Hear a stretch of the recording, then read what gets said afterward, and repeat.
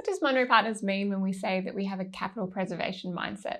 When we talk about our capital preservation mindset, what we're actually talking about is our absolute return funds here. And so on this slide, it shows a good distinction of what we're trying to do here. And so in the bit in white is the stuff that we do and what every other fund manager in the world does, which we have an investment team that follows an investment process, does active research, and it picks stocks. It picks stocks with high conviction. We happen to be a growth equity manager. Lots of people are value managers, some people are bond managers, etc. In our absolute return funds, we also have these things in yellow, and we call these our capital preservation tools.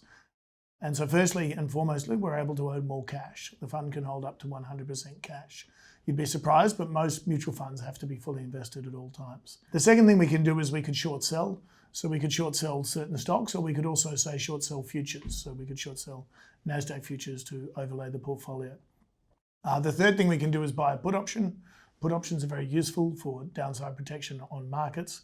And the last thing we can do is we can manage the currency, increase US dollar exposure. And all of those tools are designed to really focus on that capital preservation mindset, to give people what we think is an absolute return, not a relative return. And so to summarize that, we say we're targeting superior risk-adjusted returns through the cycle. To simplify that, what we're actually trying to do is do double-digit returns on a 3 to 5 year view. And so importantly, these products, we're not actually trying to beat the market. We're trying to create sustainable absolute returns through the cycle, and we use these tools to actually to reduce the downside through times of volatility. And what we ultimately think in the end, that this will beat the market if you look at it over a 3 to 5 year view. Can you have a capital preservation mindset in a long-only product? Yeah, so in the long-only products, so then you're back to talking about the stuff in the white. And in the white, the fifth and most important capital preservation tool outside of the other ones that we have in yellow is the stocks we pick. And so when every stock we pick, we look very hard at, we're looking for strong structural earnings growth through the cycle. We look for balance sheet integrity, and we look for companies that can adapt to deal with any scenario. And we saw that very much through the COVID period last year. With the quality of the companies that we put in the portfolio. And so that number 5, the companies you pick, is definitely obviously very important.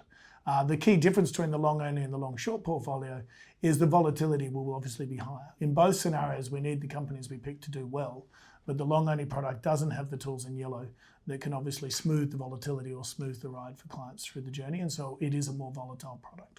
What are the preferred tools during these bouts of volatile markets? When we think about the COVID period for us as one period, but we could talk about lots of other periods as well, we're usually running some form of put options in the fund at the time. And for the COVID period, we did have put options in place because COVID was around, right? People knew it was around, but people didn't think it was a problem. And that's a perfect scenario to buy a put option. It's a very left tail risk event. We can just buy a put option over the portfolio. Lots of other fund managers can't. So first and foremost, that was the most useful thing we had. And those put options, obviously, as the market fell, exploded in value and created large synthetic short positions for the fund. Second thing we can do is we can short futures, which is what we did.